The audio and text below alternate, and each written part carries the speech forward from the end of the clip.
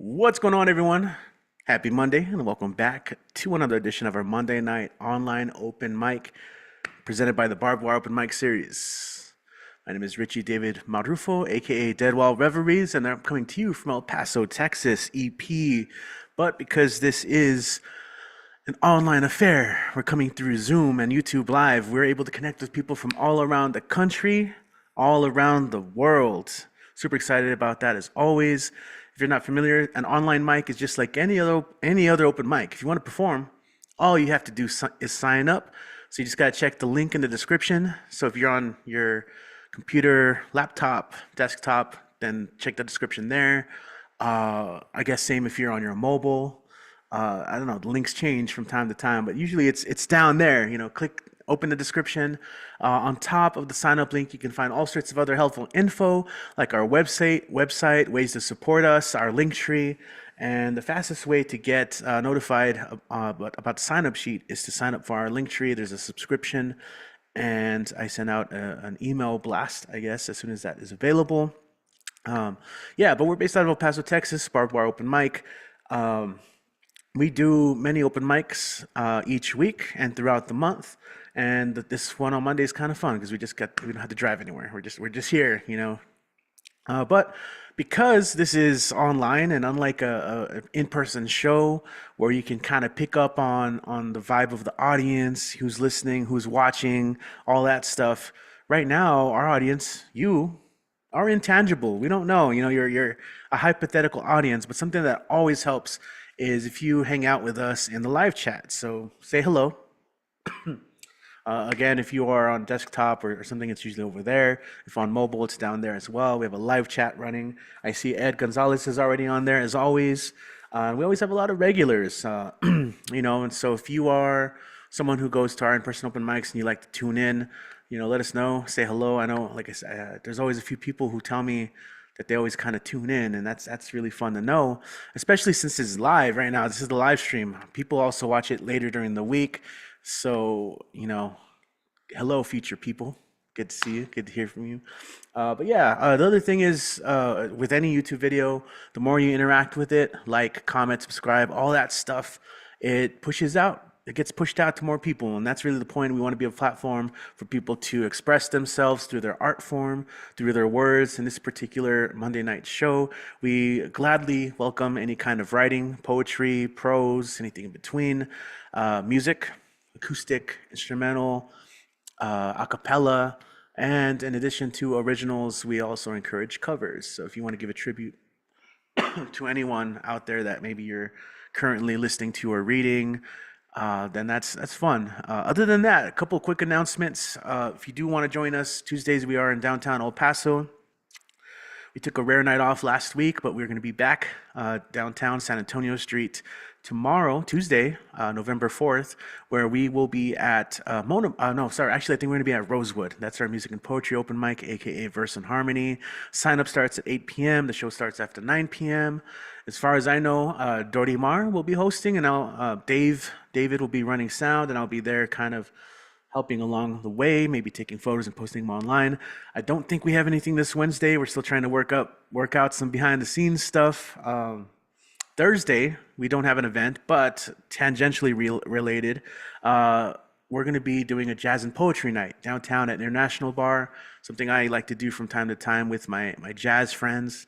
And so I will be performing, I'll be featured poet along with co-founder of BWOMS, Rob Nice. He's going to be out there spitting some of his poems, as well as my friend Mariah, or her stage name is You. That's right. You will also be there. So come make sure you're there as well and support. That's Thursday, the 6th from 9 p.m. to 11:30 p.m. So if you're a night owl, want to hang out and just kind of enjoy some live music, some live poetry to go with it, then join us at International Bar. That's 114 East Mills. Otherwise, check out our website, BWOMS.com. We have a calendar going on there that you can subscribe to. And we have a lot more going on this month. In fact, next Thursday, I think we'll be at Rally Point Coffee for our East Side open mic. Next Wednesday, we'll be at Proof and Press for our writers' night. There was always so much fun. And then because this year we have Thanksgiving on the last Thursday, we'll be pushing our open mic at Old Sheepdog to the 20th. So it's going to be pretty action packed these new next few weeks. And of course, we do have this one of our few themed Monday night shows as well that Monday before Thanksgiving, something we call the poetry potluck. Again, I'll let Kit talk about that more so when he goes up. But that's enough of me yapping away. Again, one last thing: if you're an EPCC student tuning in and you want to handle passport credit, there are instructions in the description. Just listen in. Enjoy people's poems, their performances, and then email me a little summary of what you experienced, what you thought, what you felt. You can contact me. That's my Instagram, but I did leave my email there. And if you follow through with that, I will get you the code so you can get that credit. Otherwise, like I said, this is the part of the show where I talk the most. Now I want to introduce you guys to our performers, and we're always going to kick things off, as we've done many, many, many times before, to our very own poet lighthouse. That is Mike Sindler out in Denver. Mike, when you're ready, take it away. Yo. Okay, thank you very much. Always great to be here. I'm gonna put up my little thing for lighthousewriters.org, which we're always having very interesting stuff as far as classes and workshops and uh, just all kinds of creative things. I'm gonna go ahead and start with one that's just sort of, you could consider it a leftover Halloween piece. Wasn't really written that way. It's a golden shovel for Don Van Vliet, better known as Captain Beefheart. And the lines are taken from his song Frownland, when the line is, "Let the devils burn and the beggar learn." So this is called Frownlandia. There are all too many rooms to let in this burned out quarter, where the best have rushed home to wash while we play all night with the devils. The wet ash upon our skin cakes but does not burn. Over and above, we make sure marks on concrete and into the putrid, sunken wasteland, where the battered, bruised, but unperturbed beggar lays out trinkets for us to pick from and learn.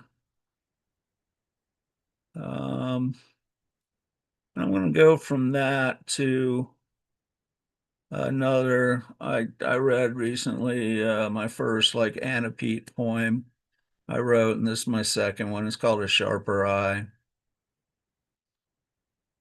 I lost my wife to God. It was hardly competition. I took it badly, then moved on. In retrospect, I feel contrition. It was what needed to happen. I lost my wife to God. Inevitable from first moment, from time out loud and soft, bridges and translations, something wrong, something right, almost what claimed, but lesser. I lost my wife to God. Correct decision, left despair. Love continues burning. Some things are invincible. Death do you part. Holding fragile history. I lost my wife to God. Light cannot be extinguished. Not what I expected. Retrospect was not available. A sharper eye, an open ear would have seen why I lost my wife to God. Um, I'm just gonna go ahead and put on the hat. I don't have them on screen, so I'm actually gonna have to do these by hand the old way. And it's my buddy Brian's book, everything I think is in my mind. And this first one is called What's in the Rear View Belongs in the Past. Do you live life as if you were driving in an infinite traffic jam surrounded by ghosts? As if you are a Ford Pinto that will explode if hit from behind, and your past is a garbage truck manned by a drunk driver? You look in the rear view. History is aggressively tailgating you, honking loudly. You switch lanes to let it pass, but it decides to hang to your left to flip you off. The odors of every lesson you've learned and every mistake you've made wafts their way into your psyche. You aware this is a ghost garbage truck and pull forward, switch lanes directly in front of it, and stop short. Its ghostly phantasma passes through your Pinto and dissipates into another universe. Your psyche decides you are no longer a Pinto, but a crosstown local bus that may not always be on time, but gets you where you need to go and a few places you never expected. And I'm going to do one more because it's pretty short. The least sweet fruit on planet Earth. I am a connoisseur of sour grapes. There are people who claim to love the taste of sour grapes. To be palatable, sour grapes must always be sweetened and or spiced up exponentially. Making sour grape jelly takes an inordinate amount of sugar. To ferment sour grapes, one must submerge them in at least 1.5 times the volume of raw honey for at least a month. Sour grapes are most often used for vinegar, but the vinegar can only be used in small amounts. No matter how sour grapes are consumed, no matter how grapes taste, in their altered state, sour grapes are still sour grapes. Sour grapes will always cause heartburn in one way or another, and that is Generalissimo Brian Franco from his book, Everything I Think Is in My Mind. Thank you very much. Awesome. Thank you, Mike. As always, thanks for kicking things off. And it's a great way to introduce someone new to the show because, in addition to some original pieces, Mike got to read some cover poems. And if you didn't notice, something that we throw on is the cover, aka the lid, a cool hat that you can read. A little tradition that we have going on. Welcome, we got Lee that just joined. We also have Tessa Somo back in the house 2 weeks in a row. Awesome, awesome. So once again, if you're just getting here, welcome to our online mic. My name's Rich, your host, and we're going to go ahead and come back to El Paso for our next performer. But we have Ed Gonzalez, Jedi, Texas Vulcan, many names. I love it. I love all the fandoms there up on the mic. So Ed, as always, welcome back to the show. When you're ready, go ahead and take it away. Okay, hello everybody. It's funny. Mike mentioned the Pinto. Boy, it took me right back.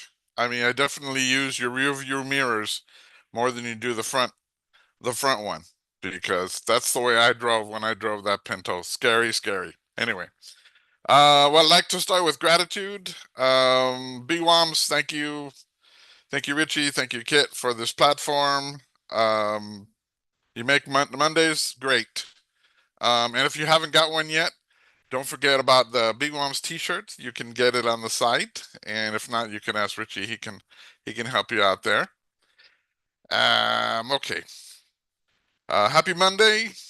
Happy November. I got two of last Saturday's fantastic tumble words. Was amazing. Candace Marlene was still blowing my mind. I'm still going over the prompts. So I'm gonna go ahead and get started. And then I got two covers. Okay. And the first one entitled Holding Fire. The heritage cult relies on fear to control their minion and lay a spike strip of fear down for the rest of us. We must swerve around. I can't let negativity jeopardize my health. I must remain here, present, to assist my family and friends however I can. It's too easy to fall into that low energy crap. But I had to, that raises my blood pressure through the roof of my skull. My family can tell you I sink low. They repeat my words back to me to help me back into the present. Take deep breaths, they say. And they can tell, especially the young ones. Like I heard my one of the young ones said the other day, I don't like Donald Trump. I said, well, I don't like him either. And I don't want that fear for them. So I will remain focused and changed my writing and to be more peaceful and more productive. Because the little ones sit here with me and watch my performance on Monday BWOMS on Tuesday after karate, because they want to hear what I had to say, and they also want to see the action figures that they positioned up there. For I guess they're like my grips, but they set up that stuff on the previous Sunday before Monday, so it could be on the show. Anyway, that one was Holding Fire from Tumblewords. My second one I entitled Dad. Dad, I miss you. Your well-known tolerance for BS is grander than mine, and I'm sure that's where I get it. I'm not sure if he would like to see what has become of this place, that the government that he fought for, and he was in battle and was shot and given a get out of Asia card, but he chose to stay and cook for the battalion instead. When he got back, he passed along a lot of cooking knowledge to me, and now I share the value of cooking and tending gardens to all my grandchildren and all the family. Thank you, Dad. All right. That was my second Tumblewords, and now I got two short pieces. And this one was from Joseph Fasano. Instructions for Having a Soul. Take it out in the rain sometimes. It has vast, invisible wings that gather dirt and need rinsing. When it tries to kill you, that is because you've forgotten to let it look into someone else's eyes for longer than a minute. It needs that the way a bee needs nectar in the early morning dew. Every so often, take it on a journey. Let it read long, hard books, and let it stare into the depths of the sea. Yes, you can give it chips and whiskey from time to time. Let it kneel in its place that is holy, like the simple cathedral of the willows. All it wants is to live, to keep becoming, to nourish it, and put down roots. It opens, but starve it. And in the mind, the flesh is empty. The world breaks down. Symphonies go unwritten. Rockets fall. The children's die in flames. Listen, it's not too late to wake it. Say the names of the wild, the forgotten things: bluebird, red wolf, robin, violet, child, clover. You cannot save the world, but you can open the window for the trapped wren in the cellar. Read the book to the blind man, to your father. Tell your children you do believe in her anger. Make your life the first life that you save. Joseph Fasano. And my last piece is actually a piece I got off the internet by Octavio Paz. To the people of New York, Paris, or London, death is a word that is never pronounced because it burns the lips. The Mexican, however, frequents it, jokes about it, caresses it, sleeps with it, celebrates it. It is one of the favorite toys and most steadfast love. Of course, in this attitude, perhaps there is much fear as there is in one of the others. At least he doesn't hide it. He confronts it face to face with patience, disdain, or irony. That was Octavio Paz. All right. And as always, please take time for yourself every day, even if it's a few minutes. It helps you get back on top of things. It helps you catch your breath. Anyway, peace and love, everybody. Thank you. Thank you, as always, for your messages, Ed. Sorry, I don't know. Oh, man, I should clear my throat.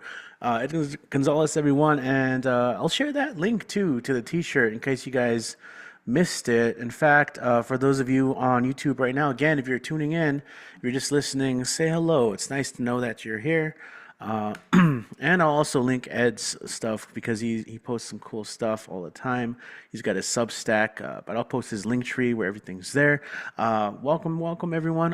Let's keep this thing rolling, and now we're gonna go to the Denver-ish area where we have David Latif up next on the mic. Yo, what up, David? Good to see you. Hi. I always try to find something interesting to write when I'm talking about like this is where I am. Shit, how do I not dox myself, but also say like I'm Denver, but kind of not really. Whatever. I'm gonna read some poetry. Two people have mentioned the Ford Pinto. I'm going to continue mentioning the Ford Pinto because, oh boy, has this been a day for cars. Part of my car came off, one of the underside pieces came off on West 6th Avenue, going about 70 miles an hour, and so it has been ground to a bit, and like half of the part is just gone now. Somewhere on 6th Avenue, if you want to pick it up, you can. Have fun putting it back together. And then after that happened, my roommate's car battery died, so we had to get that figured out. So, um, it has been a day for cars, so I'm gonna read some poems about cars, or at least I'm gonna start with that. This one's called Sisyphus Pinto. I am defective, already broken when I came off the line, cursed to a life of fixing myself over and over. Another day breaks me, and after trying to make sense of manuals not written for me, I take myself in to be fixed again with parts that cost more than this rusted body is worth, spending more time in the shop than on the road, discovering more defects as the days go by. The mechanic's list of found faults goes from a page to a book to a tome. And it will not end when I leave that shop because another part will inevitably fail as soon as I hit the pavement, and I'll be right back where I started. This next one is about El Paso car culture, which I felt very much a part of in fixing said broken body part with zip ties. This is called an ode to every shittily modified car in El Paso.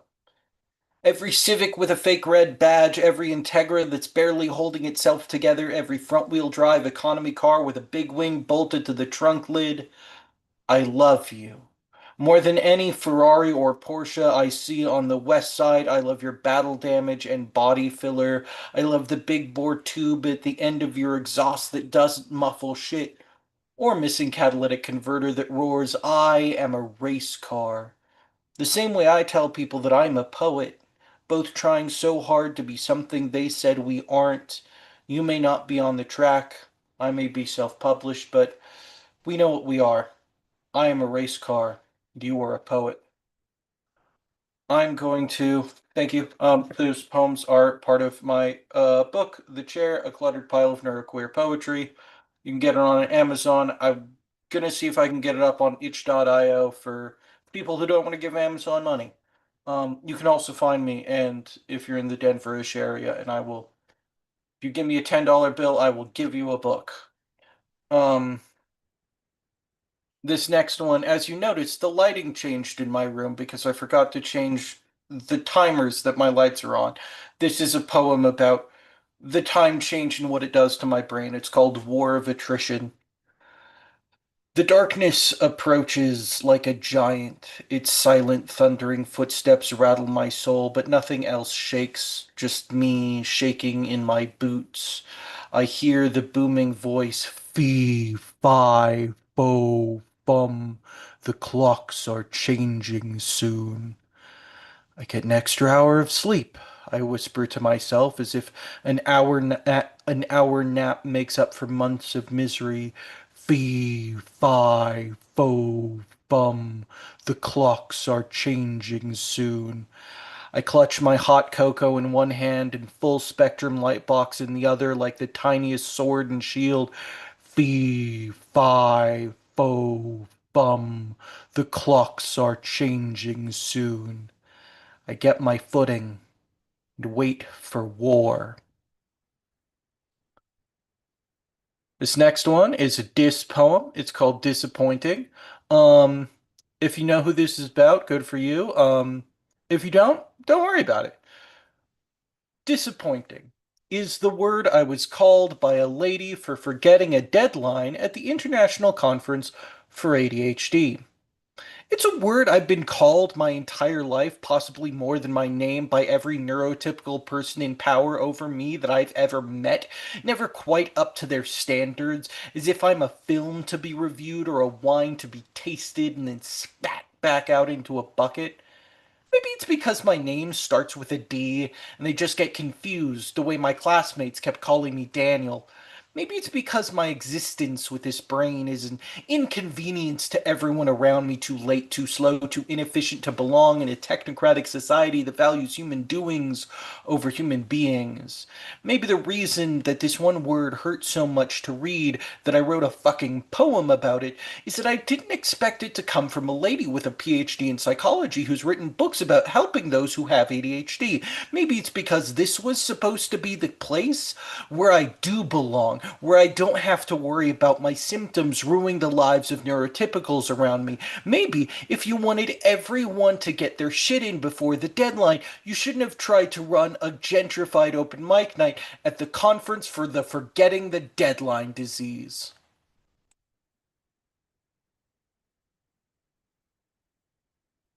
This last one is called The House with the Cat. I just felt like reading it because it just felt kind of cute and I felt like I wanted something adorable, kind of. Adorable with caveats and asterisks. The House with the Cat. There's a place by my parents' place on the corner with the only palm tree I've seen that branches. We haven't seen anyone go in or out of it since January 2009, except a single cat looking out from the threshold of the open door the only time it was open. It's crumbling, cracks along the walls. I swear that wall is falling at the same rate that pitch drips. Outside, like a fake Hemingway story, out front, dead lawn, never mowed, because it's dead. It'd be scary if I believed in ghosts, but I don't. Not in that neighborhood, at least. The only ghosts there are the ghost of subprime mortgages and the fading memories of the American dream right after having woken up from it. But the cat cares not for such things. He's an anarchist squatter simply because he doesn't understand government greed, banks, and bailouts, and the evils of capitalism. He never watched The Big Short, and it'd all go over his little head if he did. He seems like a cool guy. I thought about moving in him with him when I was still at my parents' place, but I'm not punk enough to act on my beliefs and live without electricity. Ever felt what it's like to be called a poser by a fucking cat? Thank you. Thank you, Richie, for holding this space. Thank you for doing this. Going to echo what Ed said, take time to take care of yourself, especially if, like me, you deal with seasonal affective disorder. Get yourself full spectrum light, do what you can, be kind to yourself. This is a hard time for a lot of people, even though a lot of us try to pretend that it's not. So thank you. Thank you so much for doing this. Awesome. No, and thanks for your words. As always, an inspired set. Drawing lots of love, inspiration, reactions, all that stuff. And you guys are spitting fire after the sets too. Wow. Okay, so let's keep this thing going, guys. Again, because we are online, we get to travel all around the country. So we're gonna go ahead and drop in on our friend in South Euclid, Ohio, where we have Doc Janning up next. Doc, hey, how you doing today? Oh, Welcome been a back. long day. For sure. I'm going to start with a beginning. Two worlds, two dimensions, two moments overlap and intersect.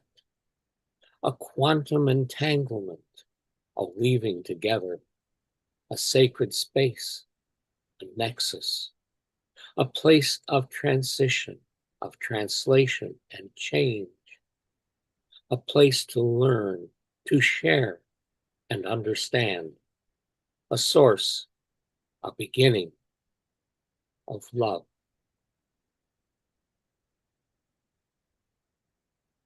This is the mask of time. November, the year is slowly fading, graying in the procession of days, and chill winds begin to blow. The last of the leaves dehissing, falling, turning shades of bronze and brown. A nutrient-rich blanket amid scents of leaf mold and petrichor. But hark, there is yet some gaiety found, celebrations of life and harvest. Celebrations of life and bounty, of harvest and survival. Celebrations marking the passage of seasons behind the mask of time.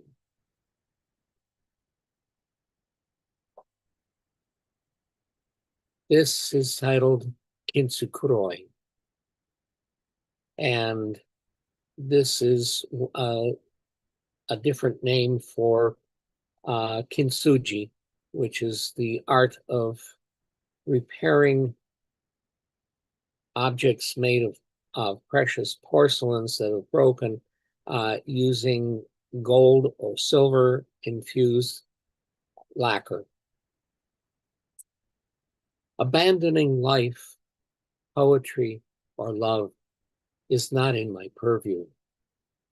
I've been hurt many times and in many ways by the first and the last. But I yet live, I exist and love. But I want to do more than exist in this life, to do more than love from afar. I want to enjoy what life has to offer and to enjoy the intimate communion of Kutch, of Tonglen, and Darshan, the quantum entanglement of love, and yes, even the occasional intimacy of physical entanglement. And life prompts me with visions of what lies around me. And I am no more afraid of death than I am of life. For death, Thanatos, walks beside me. His peaceful, patient walk at my side, an old friend. The multiverse, playing Apollo, speaks to and through me as messenger and scribe of poetry.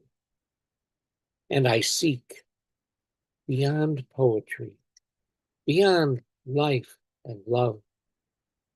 I seek the healing touch, the profound kintsukuroi, the closeness and comfort of you.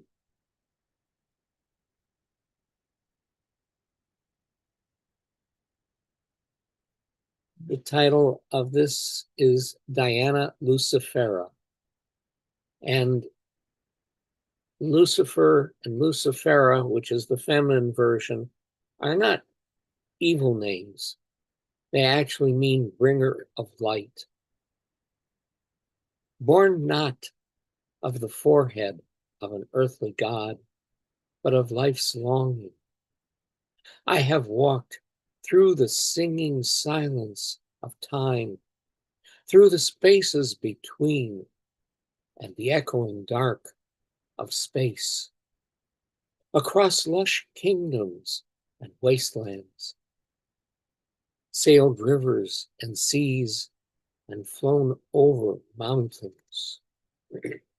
I have been known by many names and none, in many places, in many times, and know not who I am.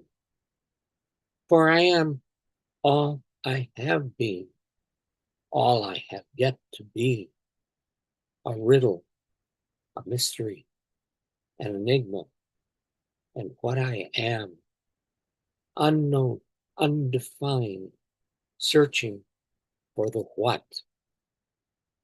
I question the whys and all existence, every universe of the multiverse, every galaxy, every star, every world, and every dimension of between.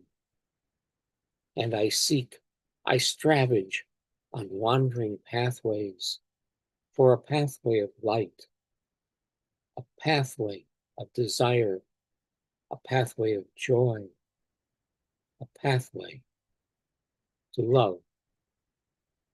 For I've known many women, liked few, and loved but one.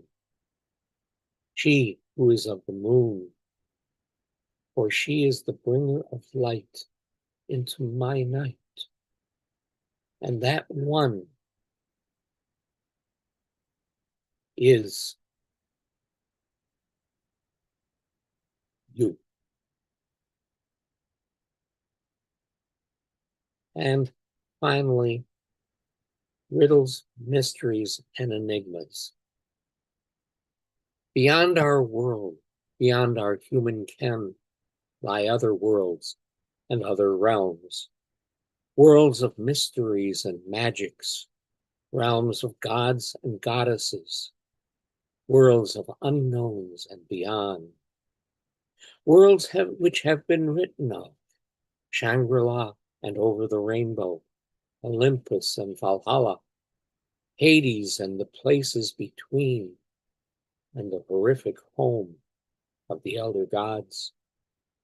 These all exist, and in their subtle ways work their arcane magics on our everyday world through art and music, literature and poetry, science and politics too. They all help and inspire and define this, our quotidian world, in great ways and in small, in holidays and names of days, and in the names of months, in memories and legends, in sunrise and sunset, and all the hours between, in our landscapes and our seascapes, and in our inscapes too. We know them. We know them all, but know not what we know of riddles wrapped in mysteries, inside enigmas, great and small. And as the veils of in-between weave back and forth in time, there is a startling, amazing truth we found. Those riddles, mysteries, and enigmas, all of them are us. Thank you. Yeah, I love that ending, the force in that, in us. How can people follow and support you online, Doc? The only place you can really find me right now is on Facebook as Doc Janning. Thank you. All right, perfect. Yeah, the Book of the Face. That's a triple poet lawyer there, everyone. And you used the Tangleman a couple times in some of those poems, and I loved using that. Then the Jada stuff happened, and like that became the public consciousness tied to that word. I was like, I can't use it for a while. Anyway, thank you, Doc, as always, for the pieces, taking us through the multiverse and different universes and realities and the cosmic scale, and then bringing it back to us. I love it. Thank you, Doc. Okay, we're going to keep this thing rolling because we do have a pretty healthy list today. And we're going to travel a little further east to Greenfield, Massachusetts, where we have some poetry slash a cappella from Storm, always rocking some cool hats. So, Storm, when you are ready, the stage is yours. Okay. Oh, here we go. All right. Gonna start out with my cover, putting on my Fight Global Warming hat from NRDC, National Resource Defense Council. Oh, and a poem by Langston Hughes called My People. Dream singers, storytellers, dancers, loud laughers in the hands of fate. My people. Dishwashers, elevator boys, lady maids, crap shooters, cooks, waiters, jazzers, nurses of babies, loaders of ships, porters, hairdressers, comedians in vaudeville, and band men in circuses, dream singers all, storytellers all, dancers, God, what dancers, singers, God, what singers, singers and dancers, dancers and laughers. Laughers? Yes, laughers, laughers, laughers, loud mouth laughers in the hands of fate. And then a few of my own reflections. We twirl with the grace of windmills, aided a bit by the beer and music. When we separate, I feel the emptiness. When we touch again, the warmth. Earlier, when I had asked you to hitch with me to Peter's party, you said you'd call back if you decided not to go. I had expected you to do so. We walked down the road talking about nuclear power, New Hampshire, politics, poetry, jobs, songs, and ourselves. When you choose to dance with others, I have no right to complain. When I seek to join the dance, I find only distance. Everyone seems to have paired off already. While we sit out the dancing, I lay my head on your lap, and your breathing reminds me of the sea. I wonder if you mind my closeness, but don't even dare to ask. Before we talked of bicycling together to Gwen's house for a potluck dinner, but I notice you asked for directions from 2 places, although you do say you'll be in touch. As we say goodnight, your arm, dragging through my fingers, becomes the line of a boat breaking free from the shore. I wonder if I should jump into your bow, stand on the deck and wave, or if I am adrift also about to collide. As Gwen and Leora drive me home, I must acknowledge their closeness. Their conversation becomes private. After they let me off, I walk through my house in darkness, feeling the walls. In my room, I turn the lights on to see my way and undress blindly. I put some music on really softly and fall asleep with it playing. Somewhere hidden in my brain. The night continues to jitterbug. As usual, I won't remember my dreams. Reflections. Visitations. Visits as fast as snapshots. Only time for an overview.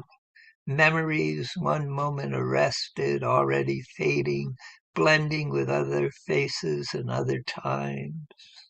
Through the train window I see a small sloop and recall another.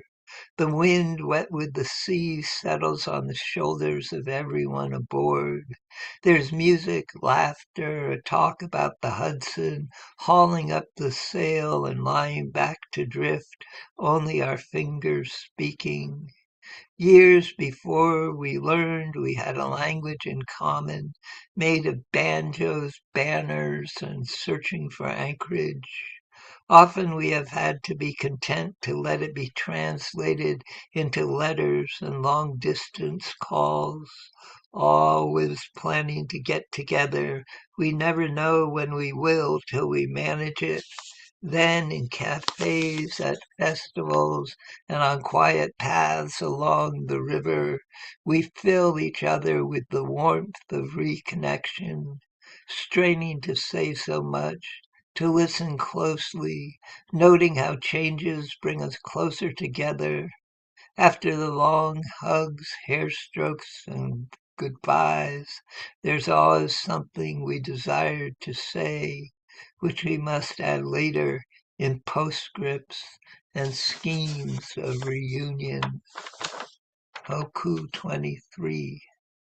Beneath sky-high trees and the overhangs of spring, man molds to nothing. Hoku 23. Beneath sky-high trees and the overhangs of spring, man molds to nothing. I once knew a girl named Iris, somewhere a long time ago, back when the future was calling, and I knew which way to go. I once held her closely, back in my college days. I hear she is doing well now, and I will write her someday. I once knew a girl named Iris, somewhere a long time ago, back when the future was calling, and I knew which way to go.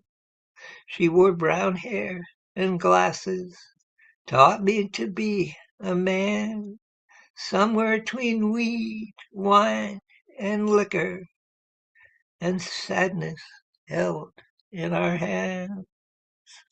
I once knew a girl named Iris, somewhere a long time ago, back when the future was calling, and I knew which way to go. So here's to your love-struck lovers. Hello to those love-torn sides. And here's to the one waiting for me, someplace where the dream never dies. Yeah, I once knew a girl named Iris, somewhere a long time ago, back when the future was calling, and I knew which way to go. Back when the future was calling, and I knew which way to go.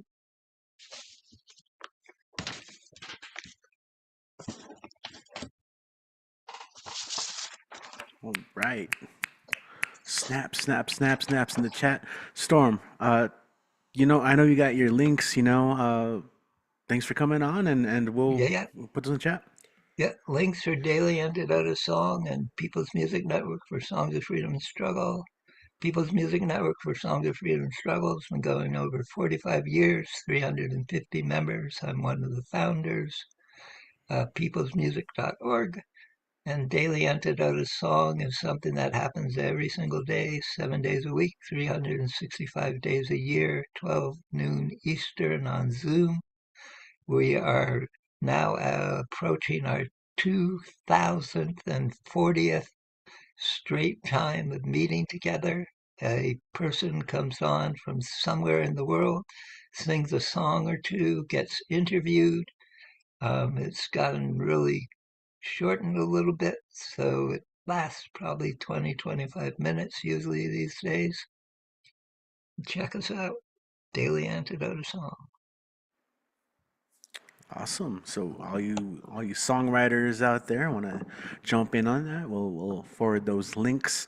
But for the sake of time, we're going to keep this thing rolling along. Our next performer usually joins us from El Paso, but she's doing some cool traveling as always, joining us from the San Diego area, getting some of that West Side coolness. We have Robin Schofield next on the mic. All right. Hey, Robin. Hey Richie, hey everybody. Happy Monday from Ocean Beach in San Diego. Rio and I, my little dog, we walked down to the ocean today, and he got kind of unnerved by the seagulls. So I'm gonna read some poems from my collection that I was calling Nightmare Woman.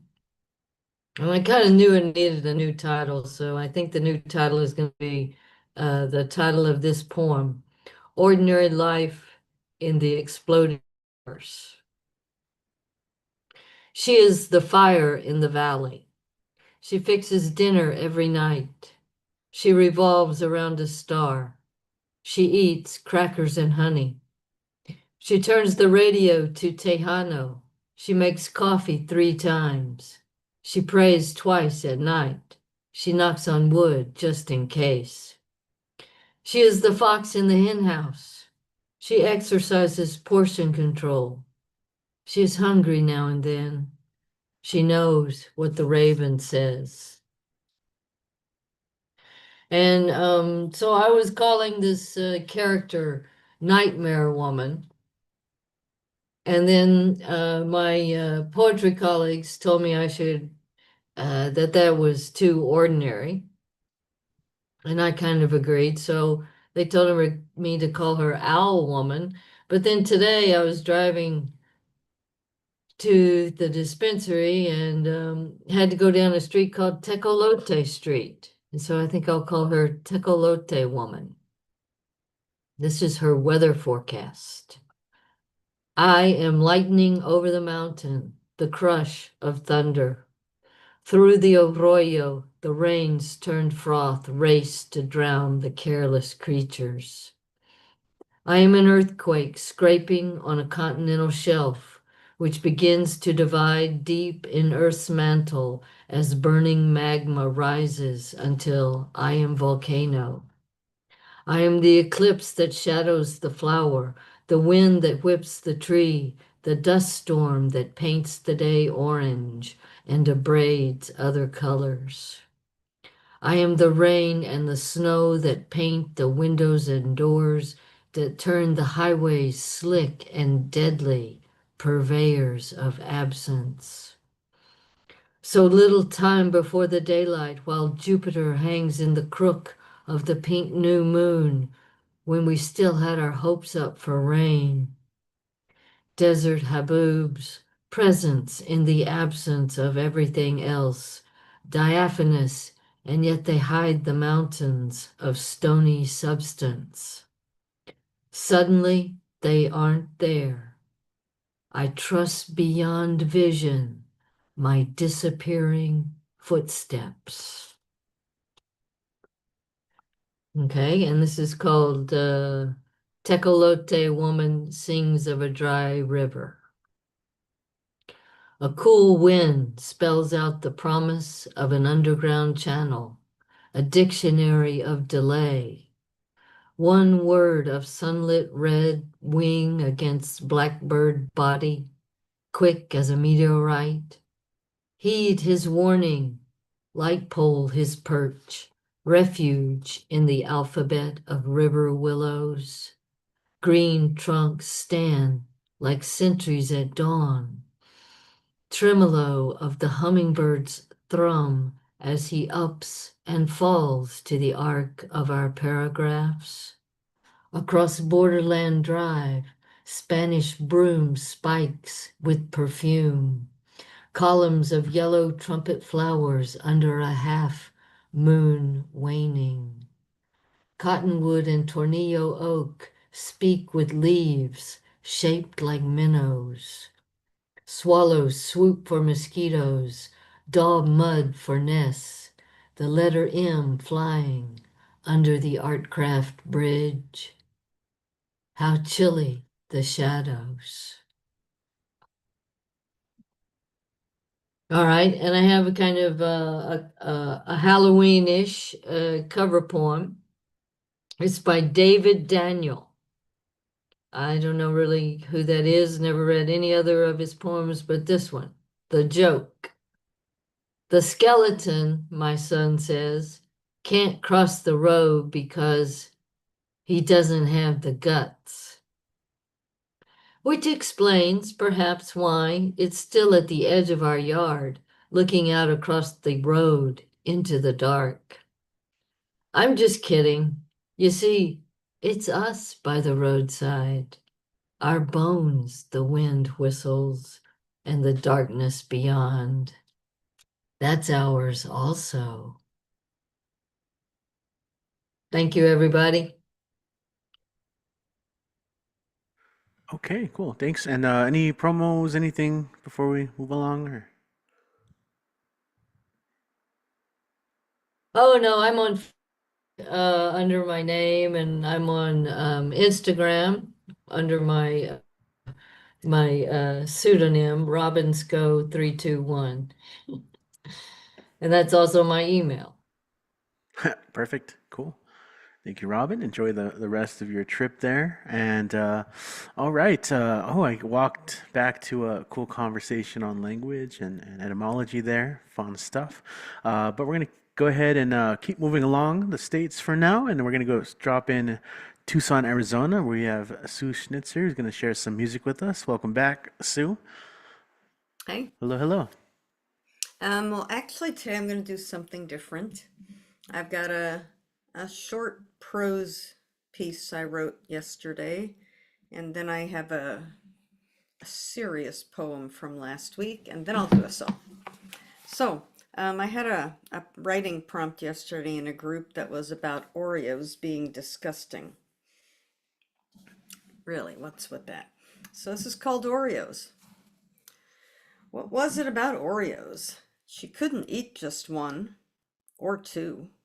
However many there were was usually how many she could eat. Okay, that isn't totally true, but close. Her max in one sitting was probably around 8. That wasn't too bad, was it, she wondered? I mean, 8 Oreos isn't a big deal in the long run.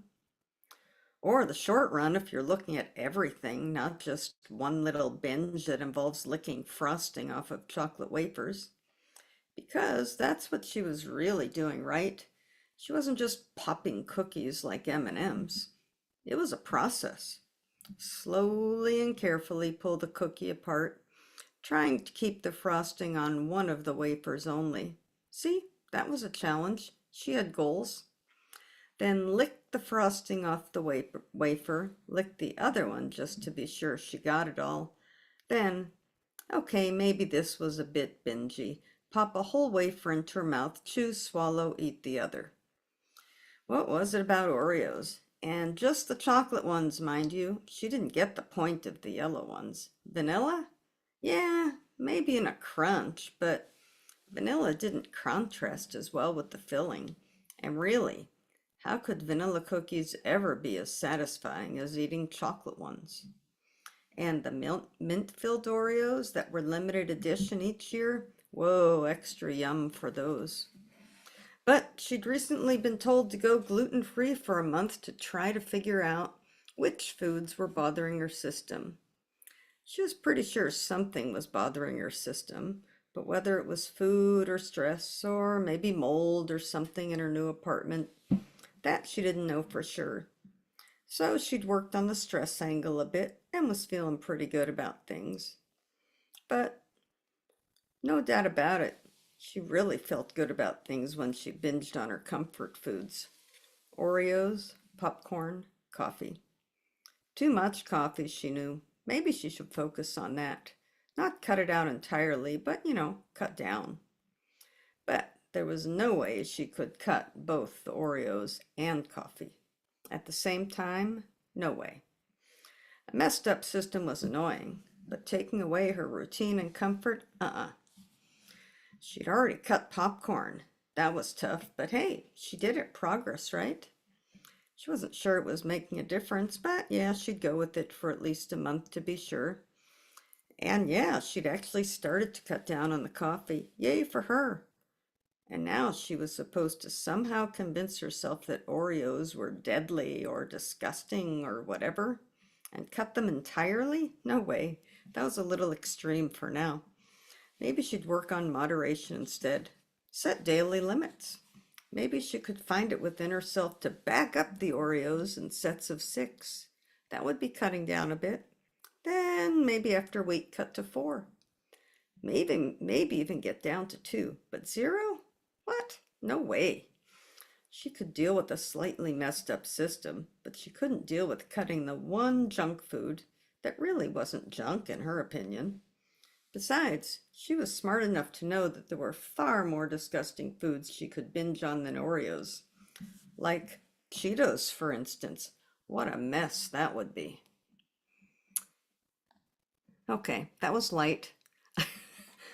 Let's go heavy. So I was at this poetry, a writer's conference, that's what they called it, in Tempe several weeks ago. And here's a couple of the poems I wrote in one of the sessions. The session was Dig Into Your Rich Subconscious. I'm not sure I want to go real deep into my subconscious, but I went a little. Where does desire live in my body? Romantic desire is no longer a resident in my body. It isn't in my veins, bones, muscles, fat, brain, or heart. I don't remember purging it, but somehow it's no longer there. Physical and emotional desires still live in me. I think my body still holds them. The desire to create, write, sing, those live in my gut. They run through my veins to my heart. My brain processes the words so I can verbalize my thoughts. Desire lives throughout my body. My legs itch to walk. My hands want to play music. My voice wants to sing. My arms want to swing and grasp and hug. My head wants to nod. And my eyes want to water with happiness, sadness, cavalcades of emotions. Where does grief live in my body? Grief lives in my heart, and my heart sometimes reminds my brain that I still grieve losses, missed opportunities, wrongful words and actions. Grief lives in my body, but it doesn't course through my veins like desire. It relies on vision, hearing, and memory to wake it from the dead. Some grief lives like a tumor that I know is always there, but malignant. It can grow, but it can't kill me. All right, so I recently tried a songwriting co-write, and this song is not done. So not only is it brand new shit, but it's so new, it's not finished yet. I don't know what you call that. I'm sure there's some label for it. So, this is called Where Did the Water Go? I cut the chorus, one of the choruses out, because it was too long, but I'm just going to play. Where did the water go?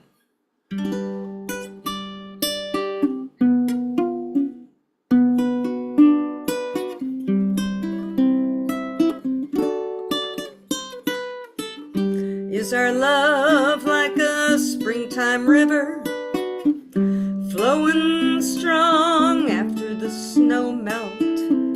Or is it slinking away unnoticed after years of drought? You're wondering where? Where did the water go?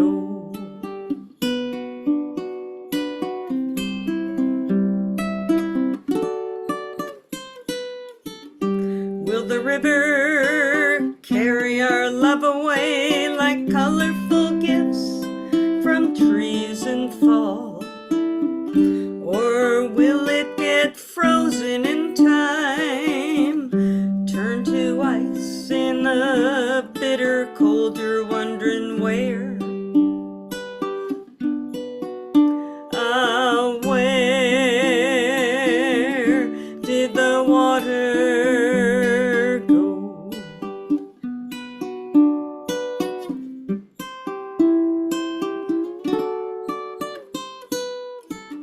Things can move fast, things can go slow. I'm standing on the riverbank, wondering where did the water go? Things move too fast and they move too slow. I'm standing on the riverbank, wondering where did the water go?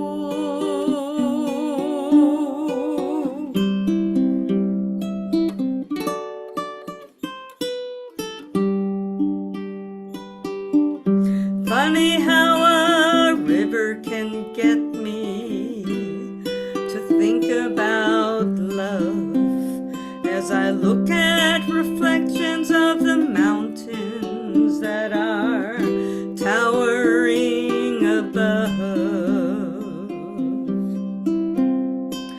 Can't help but wonder how it is we never know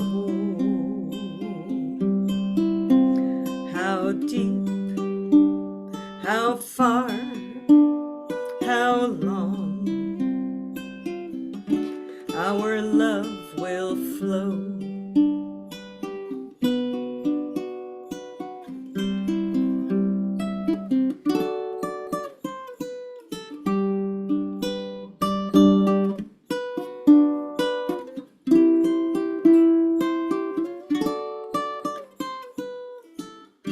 Things can move fast, things can go slow. I'm standing on the riverbank, where did the water go?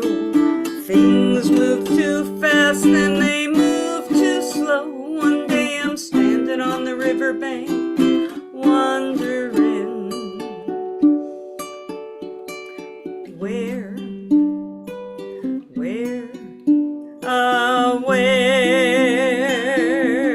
did the water go?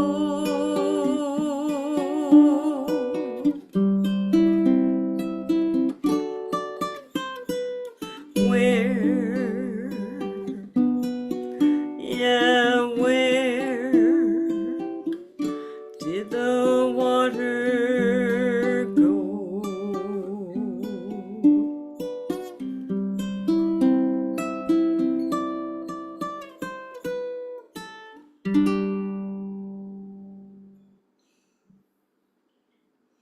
Thanks for listening. Awesome. And of course, you have your YouTube, your Substack, which you update pretty regularly. It's pretty fun. Anything else that I'm missing? I'll put the link to the link tree in the chat. All right, cool, perfect. Thank you, Sue. Yep. Perfect. All right, that was really fun. I like the song. I mean, the piece, the poems too. It's always fun to share new stuff you're working on. Sometimes, and I know back in the day, before we did all these online mics and stuff, sometimes local performers we'd share like the same pieces for like 3 or 4 years. So it's cool to share new stuff. Okay, let's see. We have a debut. joining us from Las Cruces, and according to them, this is their first open mic. We have Toby next up. So, Toby, welcome. And when you are ready, I will get you on the spotlight. Hello. Hi. Hi, I'm Toby. So the first poem I'm going to read is one I wrote a couple years ago in a writing challenge with a friend of mine. It's called I'm Gonna Light the Ocean. Deep beneath the breaking waves, intertwined with seagrass, algae, coral, and seaweed, are thousands of bioluminescent plants, creating an underwater fairy garden. A playground to those creatures unlucky enough to reside in the unfriendly deep blue environment. The goblin shark, coffinfish, and sorceress eel flourish among other denizens of the deep, gliding delicately amid forests of glass sponges, taking care to avoid the protective razor-sharp barbs of those fragile but oh so dangerous animals who call these inhospitable depths their home. Vampire squid, eyes glowing and bright with their tiny bodies, black dragonfish with blinding flashlight eyes to startle prey and predators alike, crimson jellyfish, their bioluminescent lights pinwheeling out to blind prying eyes and hungry mouths. A malicious environment boasting a kill or be killed attitude, wrapped up in pretty glowing lights, attracts unknowing outsider creatures to their inevitable doom. And how is it that humans consider that to be so awful when, after all, aren't we doing the same? Okay. The second one is called Nihilistic Existence of Sorrow. There are nights when the sky forgets itself, spills its stars like shattered glass across the dark. I walk barefoot through the glittering ruin, pretending it doesn't hurt. Each step hums with the quiet ache of things that no longer ask to be forgiven. The moon watches, half interested, its light thin as memory. Somewhere inside me, a clock ticks without purpose, not counting forward or back, just insisting on its own existence. This is the nihilistic existence of sorrow, not rage, not grief, but the slow erosion of meaning until even pain feels ornamental. Still, I cup my hands to the wind, as if holding something precious, some flicker that refuses extinction, and for a breath, that refusal feels like love. Okay. I have one more. This one is born out of somebody telling me that I was childish and ridiculous. And my response was to say, no, I'm just perpetually acquiescent to the call of whimsy. So we have perpetually acquiescent here. Morning begins in the predictable way. The kettle's sigh, the dull hum of the refrigerator pretending to be ocean waves.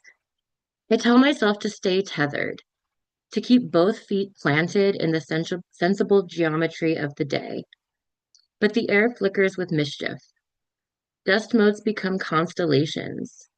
Steam curls into soft question marks, and a single ray of light beckons me to follow. I am perpetually acquiescent to the call of whimsy, to the sudden desire to chase clouds, to speak in the language of leaves, to believe that somewhere the moon keeps a list of our small rebellions. So I let go, let the tea grow cold, let the world continue its measured breathing without me for a while.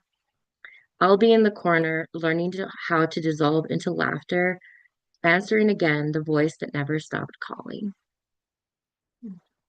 Thank you. Awesome. Thank you. And is there any work you'd like to promote or online so if people can support you or follow you or not yet?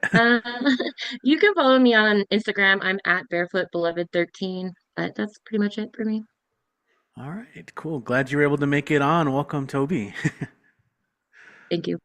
Awesome, awesome. All right, we're gonna keep this thing rolling along, and we have our amazing Lee Martinez Soto up next. By the way, shout out to Andres in the live chat.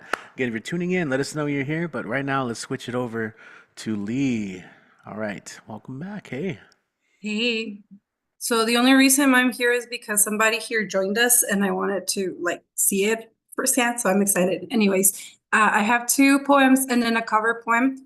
This first one, it's called Desaparecidos. It's in English, Spanish, and Spanglish.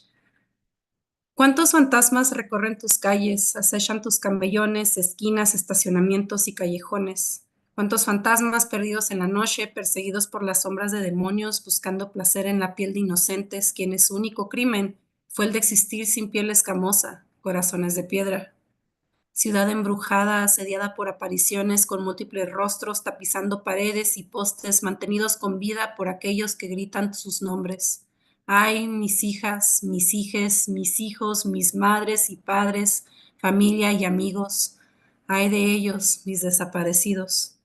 How many ghosts gather in your classrooms, hide under desks, shaken by the roar of cold steel and thunder?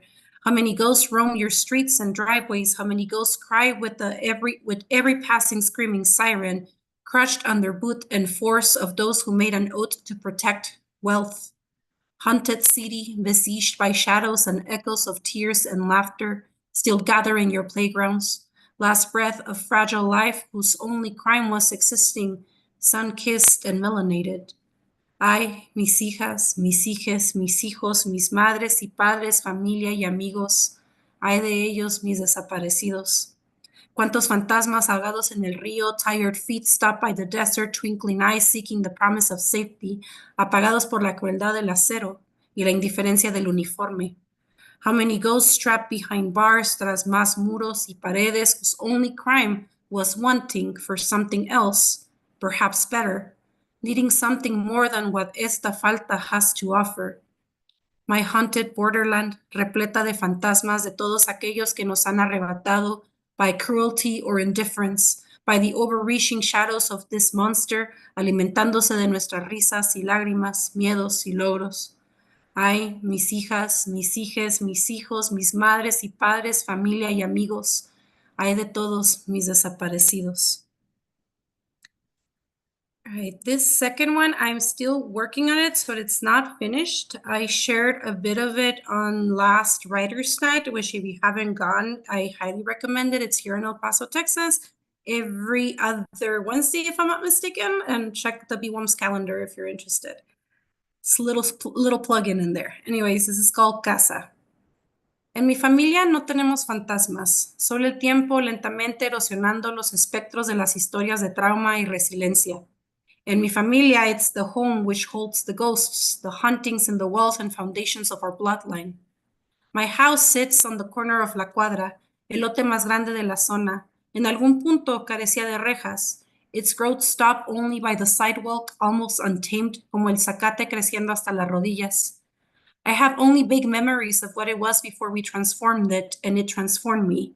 The limitless yard, grass and wildflowers growing around it, swings in the backyard, and a short concrete wall from which the neighbor's kid would sneak in to play with me. Within, a small living room donde mi papá solía jugar y cantar conmigo, una cocina chiquita con su comedor aún más pequeño pushed against the wall where he would make us pancakes and mom would cook us dinner. 2 stories, 2 cuartos, un baño. Dice mi mamá que antes de vivir aquí vivimos en la casa de una bruja. Ella, mi papá y yo con apenas un año de nacido. Licking roofs in a space so minuscule she could feel the walls encroaching upon her. I wonder if she also saw its eyes and sharp teeth hidden in the floorboard or the cracks on the wall. I have no recollection of the place, but I could see how much she hated it. Confined, restricting, walls invading flesh, a coffin waiting to close its lid on her. I could see it in the way she changed the dimensions of the house that would become our home, vast and ever-growing despite its limitations. Primero, rejas rodeando el lote to keep unsteady legs from darting off into incoming traffic. Después bloques y cemento uno tras otro y vidrios rotos, caleidoscopios teñidos de rojo to deter the outside from trespassing. The walls grew taller until they blocked sky and sunlight, and it traded jagged glass for barbed wire. But it still grew as I grew, stunted by its enclosure. The house expanded instead from within. New rooms, new floors, new pipes and hallways, y le crecieron ojos. At what point does a house become a monster? Quizá cuando mi madre se convierte en bruja. Okay, and this very last one, it is a cover poem. It is one of my favorite poems, and actually the poem that got me into poetry. And I think it's fitting for like we're still celebrating Dia de Muertos. So I think it's fitting for that. This is called Qué costumbre tan salvaje by Jaime Sabines. First in Spanish and then my attempt at a translation. Qué costumbre tan salvaje esta de enterrar a los muertos, de matarlos, de aniquilarlos, de borrarlos de la tierra. Es tratarlos alevosmente, es negarles la posibilidad de revivir. Yo siempre estoy pensando a que los muertos se levanten, que rompan el ataúd y digan alegremente, ¿por qué lloras? Por eso me sobrecoge el entierro. Aseguran las tapas de la caja, la introducen, le ponen lajas encima y luego tierra, tras, paletada tras paletada, terrones, polvo, piedras apisonando, amacizando. Ahí te quedas, de aquí ya no sales. Me dan risa luego las coronas, las flores, el llanto, los besos derramados. Es una burla. ¿Para qué los enterraron? ¿Por qué no los dejaron fuera hasta secarse? Hasta que nos hablaran sus huesos de su muerte. ¿O por qué no quemarlo o darlo a los animales o tirarlo a un río? Habría que tener una casa de reposo para los muertos, ventilada, limpia, con música y con agua corriente. Lo menos 2 o 3 cada día se levantarían a vivir. What a savage costume this is to bury the dead, to kill them, to annihilate them, to erase them from the earth. It is treating them treacherously. It is denying them the possibility of resurrecting. I am always waiting for the death to rise, to rake the coffin and say happily, "Why are you crying?" That's why burials overwhelm me. They secure the lid of the box, lower it down, put slabs on top, and then dirt, one after the other, shovel after shovel, clods, dust, stones, stamping, compacting. There you stay, you would not leave. Then the wreaths, the crying, the spilled kisses, they make me laugh. It is a mockery. Why did they bury him? Why didn't they let it dry outside until its bones told us about its dead? Or why not burn it or give it to animals or throw it into the river? There should be a rest house for the dead, ventilated, clean, with music and running water. At least 2 or 3 every day would get up to live. All right, and that's it for me. All right, thank you, Lee. As always, I like to say that was everything. And any links you want to share, if you want to announce anything too, let me. No announcements. Link is the same as always. You can find me on Instagram at cadáveres_literarios. Facebook is Lee Martinez Soto. And I'll share the link to, and I'll links where you can find the link to my book, the link to a little free zine that you can access through Canva, and then other stuff in there as well as writing workshops. Anything that I've done through Tumblewords before, all the workshops are there. You can access them for free. Excellent. I love that so much. So, yeah, we'll forward that link, and shout out to everyone who is checking the show out with us live on Monday. Shout out to Ben as well, who's in the chat. Okay, so we're gonna keep this going. If you were here at the very beginning of the show, you heard me allude to the poetry potluck. So maybe this will be a chance to hear a little bit more about that. Before that, we'll have Kit go ahead and do his set. So Kit, Mr. Monday Night, when you're ready, do your thing. Okay. Yeah, let me make sure this is casting to the living room because I want my dad to see it. But yeah, I think it is. Well, if it isn't, it's his problem. It's not mine. It's got nothing to do with me. But yeah, 3 of mine in the cover. Then I'll talk about the potluck as alluded to. The robot that was supposed to do my laundry is painting instead. I feel no urge to be kind. It looks like shit. The robot is not discouraged at all by my berating him. Begrudgingly, I respect this. The robot has just downloaded the Impressionist expansion pack. His water lilies are uniformly blurred, regimentally dabbed under a mismatching Van Gogh sky. I tell him, your mother was a condom machine, and bitterly continue to darn my Daffy Duck socks. He doesn't have the language for this, but the robot is afraid. His precision is informed by his fear. His fear guides his parameters. His parameters leads his calculations toward what the most people will look at and say, oh, that's nice. I keep telling him, art is not nice. Art is not what people love. Art is what people need. And by the time they figure it out, it's gone. The first time Spring Awakening was ever staged in America, the audience burned a theater down. Now it's a fucking musical. It was dangerous. Now, the rehash, it's corny. You're corny. We're supposed to be dangerous. The robot whirs and clicks like a tape deck. He doesn't understand, but he tries anyway. Begrudgingly. I see a lesson in that.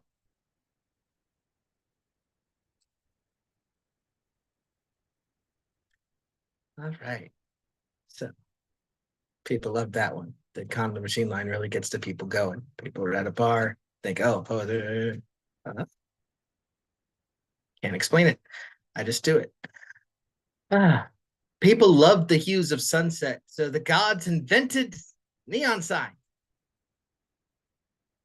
Close enough, right? You can still see strange and wondrous lights in the sky, but still be reminded of the important things in life, like products. People loved to be alone, so the gods invented the telephone so that people could be alone together, even at telescopic distances. World collapsing, world expanding. Oh, accordion world, can you shut up a little bit? The gods have given alone the competitive edge that may be missing from our lives. It's clear to observers that the gods are reacting instead of creating, but they are mistaken about the nature of the world they steward. We showed them the birds, and they didn't recognize them. They asked leading and rude questions. They turned a magazine into a jar of pills. They won't tell me what the pills do. They're anxious. They know they're screwing up. And the pressure pushes the gods into more elaborate attempts at grandeur. They have mistaken the byproducts of love for love. So they scoop shit in their mouths and insincerely compliment our cooking. The gods appear to be broken. We'll need to get some new ones.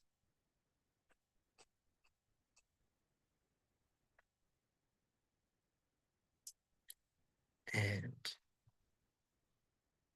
here's a little villanelle. I have never felt like the oldest in the room. Youth has power, but no certain authority. All of my predictions end in doom. My baby face is charming, but soon it'll be funny when they ask for my ID. But I still don't feel like the oldest in the room. Every silence makes me dread the coming boom. This is read as youth acting cynically, every one of his predictions ending in doom. I've seen the next generation move from morning to noon, like mine, inventing irony, then discovering sincerity. Yet I still do not feel like the oldest in the room. But the kids today know that I do not Zoom. They post mocking photographs of Steve Buscemi. They laugh at my predictions, ending in doom. The elders think my panic, inexperienced folly, one that priests see every day in their laity.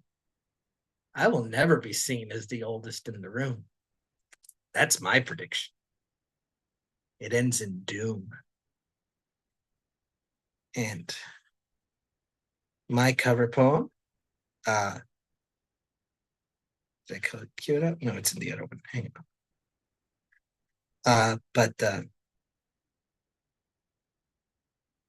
Oh, crap, I lost it. Hang on. Or did I? Yes, I did. Don't worry about it. But yes, because it's November, I'm going to read a poem that I think about this time of year. by the late Tony Hoagland, called "Reasons to Survive November." November, like a train wreck, as if a locomotive made of coal had hurtled out of Canada and crashed into a million trees, flaming the leaves, setting the woods on fire. The sky is a thick, cold gauze. But there's a soup special at the Waffle House downtown, and the Jack Parsons show is up at the museum full of luminous red barns. Or maybe I'll visit beautiful Donna, the kickboxing queen from Santa Fe, and roll around in her fold-out bed. I know there are some people out there who think I am supposed to end up in a room by myself with a gun and a bottle full of hate, a locked door and my slack mouth open like a disconnected phone, but I hate those people back from the core of my donkey's soul. And the hatred makes me strong, and my survival is their failure, and my happiness would kill them. So I shove joy like a knife into my own heart over and over, and I force myself toward pleasure, and I love this November life where I run like a train deeper and deeper into the land of my enemies.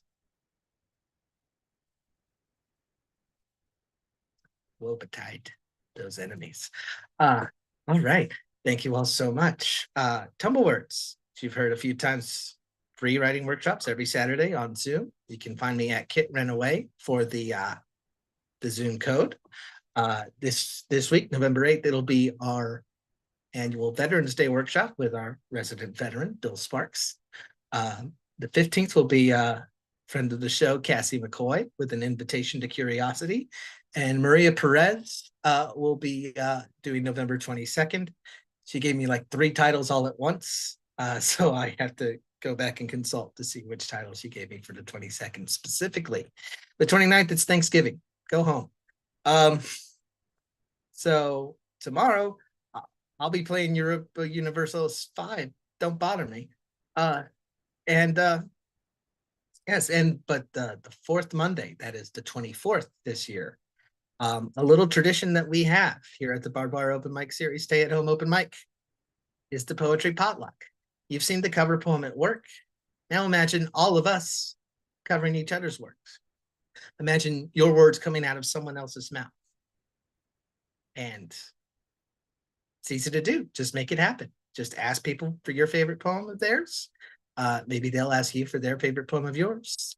And we'll all just sort of bring our own little dishes to the Poetry Potluck. It's a lot of fun. It's really gratifying. It's really heartwarming. It's in 3 weeks. Hope you join us. All right, we'll hand it back to Richie now. Thanks very much. All right, thank you, Kit. And so now's the time to start looking, listening in. In case you've missed it and want to go back, we have a whole archive of people performing since 2020. So, you can go find some classic work. Okay, we're going to keep this thing going, and we're going to, it's so nice to say this again. We're going to go to Los Angeles. That's right, we got Chicano poet, Tez Osomok, in the house. And so, Tez, when you are ready, I get you on the spotlight. 2 weeks in a row. What an honor. When you're ready, go ahead and take it away. Hey. All right, my friend. I have a piece I'm going to go in with titled An Uncastrated Epistolary Apology to the American Populace. To the American populace, that vast fragmented mosaic calling itself diversity, to the inheritors of the stolen continent, and especially to those whose footsteps are asked to leave the soil they have never ceased nourishing, accept this apology. Not as a palliative balm or a political spectacle of hollow ritual, for those processes, the amnesties and the reconciliations, are mere economic transactions governed by law and guaranteed to fail the purity test, but as a confession of a profound and unforgivable impotence. It is an apology that attempts to be uncastrated, that is to say, devoid of the neutralizing niceties of the symbolic law, daring instead to confront the obscene, lethal intensity of the real. We, the keepers of critique, the catalogers of catastrophe, were given the knowledge, the epistemic awareness, and yet we failed to intercede. We could not block the command of the superego that exploded from the center of the law itself. We could not cage the grotesque, ecstatic pleasure that now floods the streets of Chicago and the Central Valley, the unholy gift of authorized cruelty bestowed upon its chosen agents. Forgive us, Mikteka Siwit, Mistress of the Dead. Forgive us, children of the Suit Suiters and the Vietnam Ghosts. Forgive the utter uselessness of our understanding. The failure we offer you is structural, fundamental, and steeped in the blood spilled by the paradox of the law. We knew, or should have known, that the public law, the big other of constitutional text, of procedural nicety, was always already non-all. It contained a crucial necessary gap into this vacuum, the monstrous superego, the obscene nightly law that necessary redoubles and accompanies as its shadow. The public law was commanded to rise. We apologize that when the master signifier, the Trump 2.0 era, chose to make this clandestine nightly law explicit in public, we were caught flat-footed, clinging to the shredded paper of symbolic procedure. This political turn converted the prohibition, "thou shalt not," into the demonic imperative, "enjoy." Enjoy the transgression. Enjoy the shattering of the norms. We watch powerless as the code red, that unwritten secret code authorized illegal punishment to enforce group cohesion, was deployed openly against civilians. The state itself revealed its obscene message: law does not really bind me. I can do to you whatever I want. We offer no intellectual alibi for our paralysis in the face of this grotesque transparency. The law, designed to contain violence, instead became the guarantor of its release.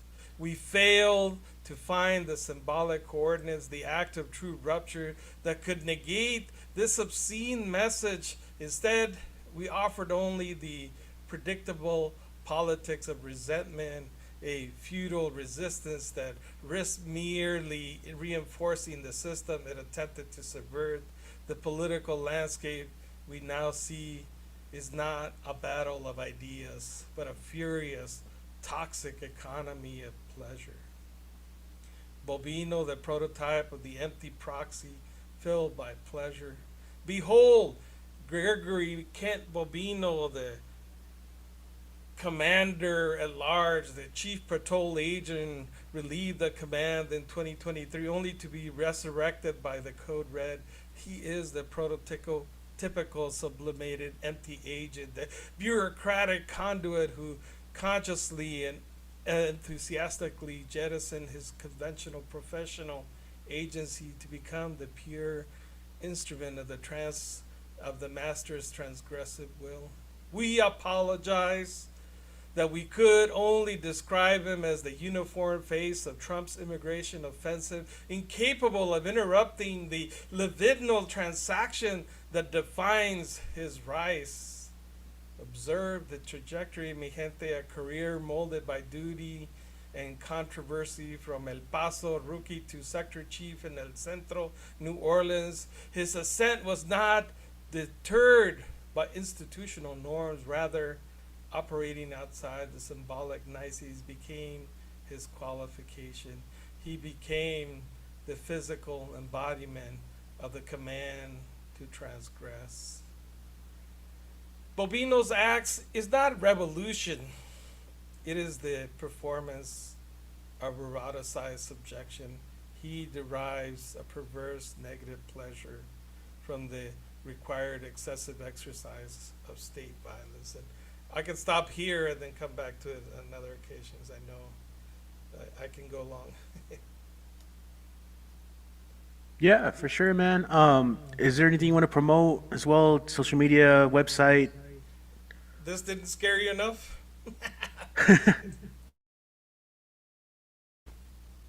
No, this is just working. This is a long essay basically, and then come back next week and pick up where I left today. Okay, yeah, no, it's always fun. I like when we get encouraged to come back the following week. Thank you, Tez. This was so much, Serials everyone. continue. I love it. Cool. Well, in that case, we have a few more performers, and we do get to go international for our next two performers.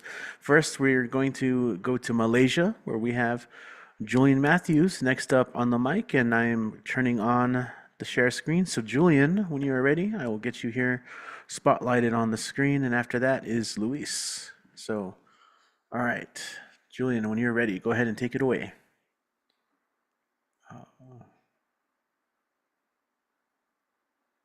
There you are. All right. Hi. Hello. Just some acrostic poems. I don't think I've read this here before, so here goes.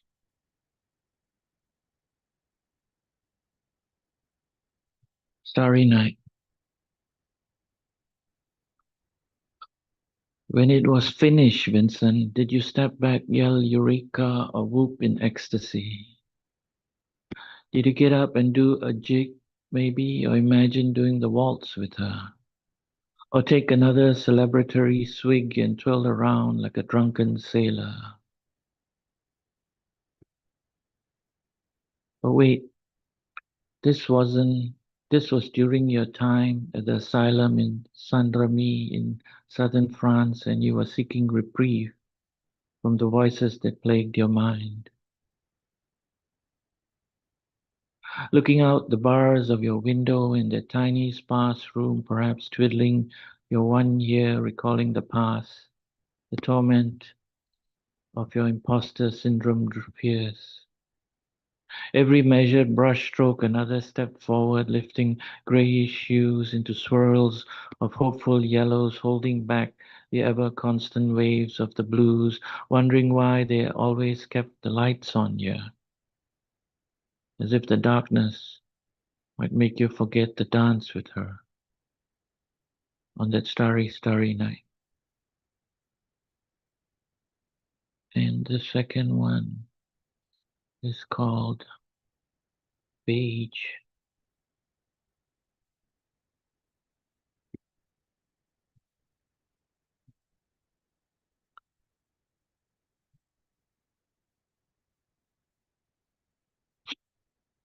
Beige. I dreamt we were naked as if back in Eden before man named us. Two throbbing blood vessels like Stygian arteries on a fractured rock. You gave me a wide berth, respectful of my wingspan boundaries. We gazed out in meditative calm at the still unformed, undefiled earth. Time got ahead of us, ruined the moment with its intrusiveness. Had I stayed, we may have clawed our way into reckless submission. But all memory is feathered wistfulness. I took the autumnal cue and winged it. I awake to a lingering ache of rage. Remembrance is a bearable shade of beige. Thank you. Thanks, Richie. Yeah, of course. Thank you, Julian Matthews, everyone. Again, joining us from Malaysia. And again, we're going to stick around international, and we have Luis Gamberos up next, joining us from Germany. Luis, again, same thing. When you're ready, I'll go ahead and spotlight you. What up, man? Hey, Rich.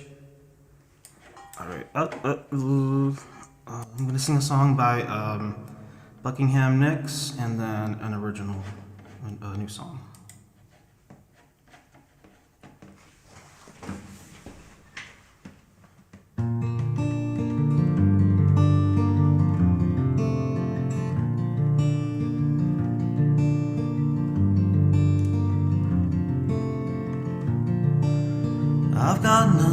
time, no time for living. I've been everywhere, and it's all the same. I just need somebody that I can lean on. Nobody wants to keep you when you're in love with the game. But you know that I can't let go, and there ain't nothing left to show. Got the feeling I can't say no, without a leg to stand on.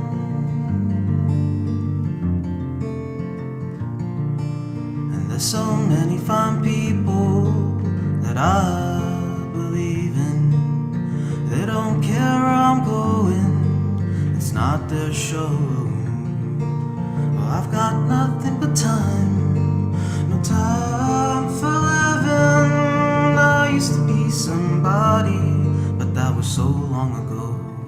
Look around but you won't see me, just a picture of what I used to be. Ain't nothing that set me free,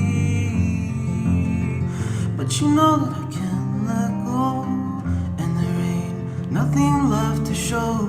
Got the feeling I can't say no, without a leg to stand on.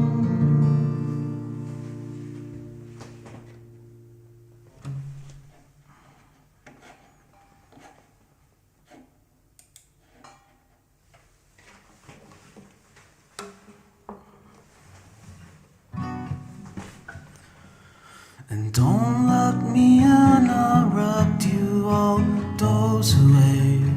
Anyway, listening to your politics. You said there must be a ghost in this house, but it's okay. Anyway, we can talk unfinished business. Why is it everywhere you go,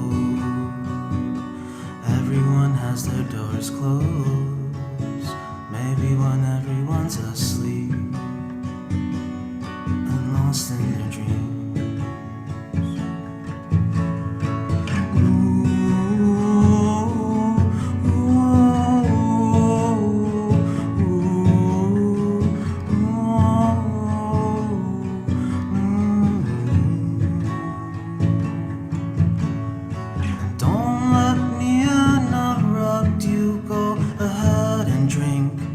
Life away so you forget what you read in the news. And brother, I know this is what you're used to. It's sad to say, it's the only way for us to start brand new.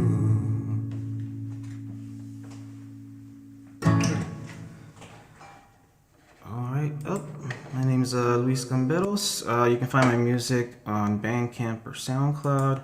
Hey Rich, as always, man, thanks. Man, have a good night, guys. All right, thank you, Luis. And if you can remind us and just put the link. I know it's SoundCloud. I'm not in key, but I'll find the link right now and I'll forward it to everyone. But thanks for, as always, joining us. And oh man, a new song, love it. My only commentary right now is that it was too short. But that's cool, man. We're gonna keep this night going. We have a few more performers left, and so from international back to the States, what other place to do it than in the capital, Washington, D.C., where we have Mr. Ed Poetastic up next on the mic. So Ed, yo, there you are. I always feel great when you turn on your camera and there you are. All right, so without further ado, here is our next performer, Ed Poetastic.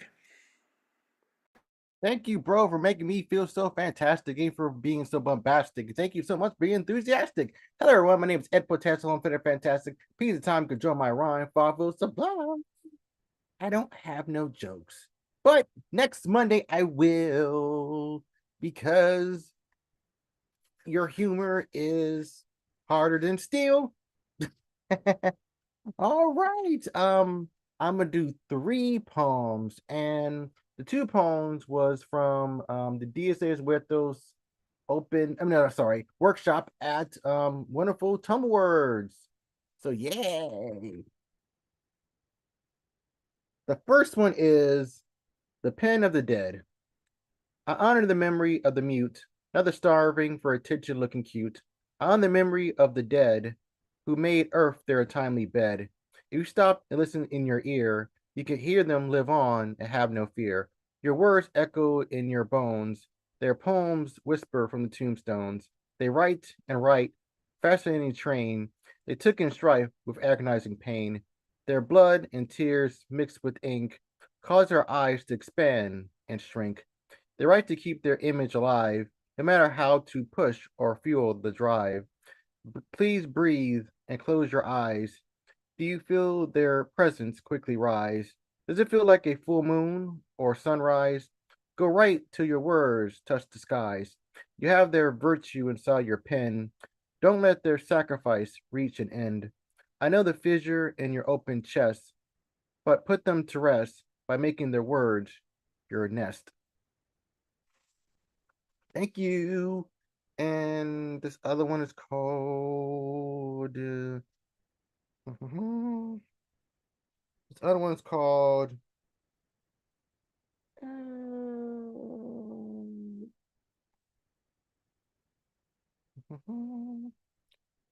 Not broken. Everyone is broken. Failures won't end. There's the issue. Here's a tissue. Oh, the horrible truth has no substitute. What is perfection? Make believe satisfaction. Time isn't perfect. The timeless verdict. Speaking of time, it's not yours or mine. But if I ran out, I wouldn't shout. I would reflect or stop to connect. I would give more to charity, help change our society. I would travel till my legs fall off. Then I write a blog. I'll write a book, then hide in a nook. I would cook every day, then indulge in wordplay. I would send out jokes, then write in case you're broke. I would write, be hearty, then don't forget to party. I would think about the dead, then I rest my weak head. I would have a big smile, help all to remember my style. My last words would be, life's a crazy ride. This is a poet's pride and where he died. All right, my last one is thank you, thank you, thank you. That's why I come here. Woo, you guys are potastic. Yeah. All right, my last one is called Nature's Way. New beginnings, end, time transcending over again. We felt that way in our crazy life. Situations don't stay off in the twilight. No need for rain. The sun will come out. I know all the pain. You want to scream and shout. We're in great doubt. Please look within. There's no need to pout. That's not the meaning, my friend. The trees' leaves fall. The birds leave the nest. Each animal's follow the call. It's nature's way, if I can guess. It lives in your heart. Nobody can take it away. It's your own nostalgic art, shown in each and every day. It's gone, doesn't mean forever. You don't have to weep in despair. It's just our unpredictable weather. The sun has left, but it's still there with care.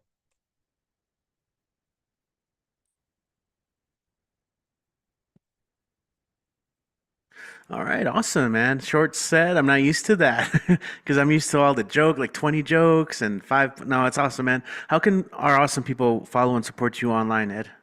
I give you a good punchline. Go for it. All right. What do you call a stuffed turkey? Oh man, sounds important. What do you call a stuffed turkey? Used to call a stuffed turkey gullible. Gotta think about that one. Rude. Thank you, Ed. Gullible, you know, Ah. gurgle. All right, man. Cool. Thank you, Ed. Oh, And I forgot. again, I yeah, forgot my sound off. I'm sorry.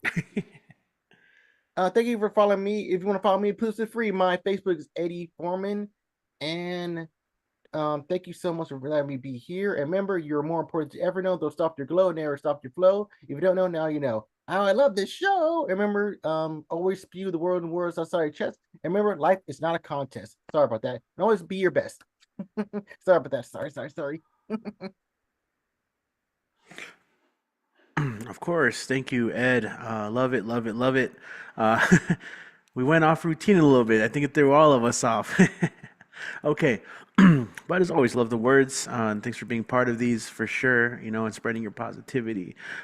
We have one last performer, and he knows he's next. So we got Dan the Man up on the stage. What's up, Dan? Hello, hello. When you're ready, take it away. Okay. I'm sorry, I forgot to change this. I forgot to change this one for the Dia de los Muertos one. I apologize for that. All right. Let me see if I can find something for the Dia de los Muertos. Let me see here. Dream of All right. Let me see. Let me see if I could read Funeral Blues. Okay, here it is. Okay. Stop all the clocks, cut off the telephone, prevent the dog from barking with a juicy bone. Silence the piano with muffled drum, bring out the coffin, let the mourners come. Let aeroplanes circle moaning overhead, scribbling on the sky the message, he is dead. Put crepe boughs round the white necks of a public dove. Let the traffic policemen wear black cotton gloves. Yeah, it is Alden. Here he was my north, my south, my east, and west, my work week and my Saturday rest, my noon, my midnight, my talk, my song. I thought that love would last forever. I was wrong. Damn. The stars are not wanted now. Put out everyone. Pack up the moon and dismantle the sun. Pour away the ocean and sweep up the wood. For nothing can ever come to any good. Okay. Yeah. Funeral blues. Something for Dia de los Muertos. That'll be nice. Let me see if I can find. Okay, I'm gonna do one more. Hold on. Oh, hold on. Oh shit, that's a long one. Hold on.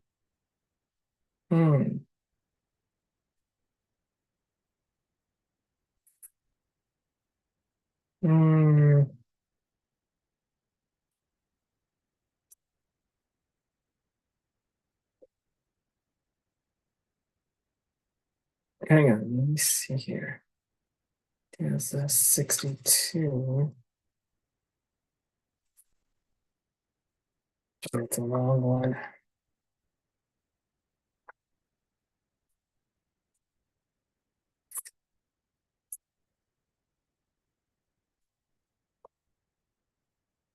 Okay, you know what? I'm gonna do something. The Novelist. Okay. I'm sorry. And encased in talent like a uniform. The rank of every poet is well known. They can amuse us like a thunderstorm, or die so young, or live for years alone. They can dash forward like hussars, but he must struggle out of his boyish gift and learn how to be plain and awkward, how to be one after whom none thinks it worth to turn.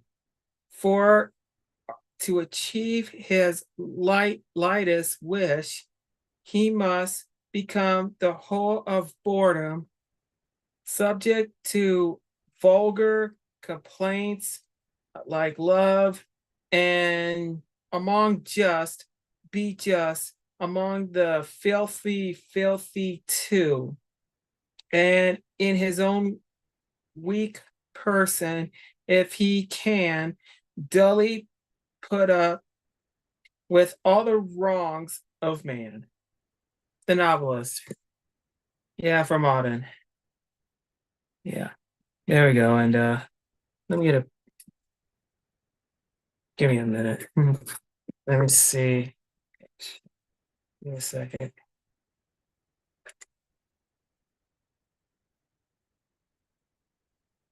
All right. Well, as I try to, oh shoot, hold on a minute. Yeah, just like how it, good night. Not yet. Okay.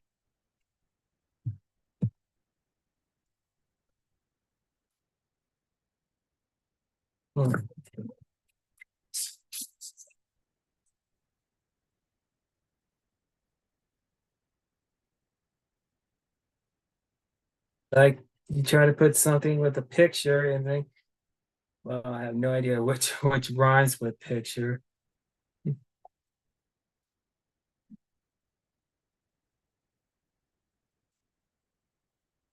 Okay. Everything all is done. Yeah. Here I hold the book Arden is so like in the yellow garden. Yeah, it's like feels like how the fruit is also hardened, if you know what I mean. All right. Okay. All right. Well, everything comes to light. Oh man. Okay. Everything comes to light. Okay. All right, Richie, let's go ahead and call it a night. Are you sure, Dan? Double Yeah. sure, triple sure. I need to share this. I Okay. forgot I need to change that. All right, man. Cool. Thanks. Well, that is the show. Thanks to everyone who showed up. We saw some we had like a lineup from like the early days, kind of. It feels like, but thanks to everyone who tuned in as well. Whether you tuned in with live with us on Monday, if you're watching this later in the week, really appreciate it.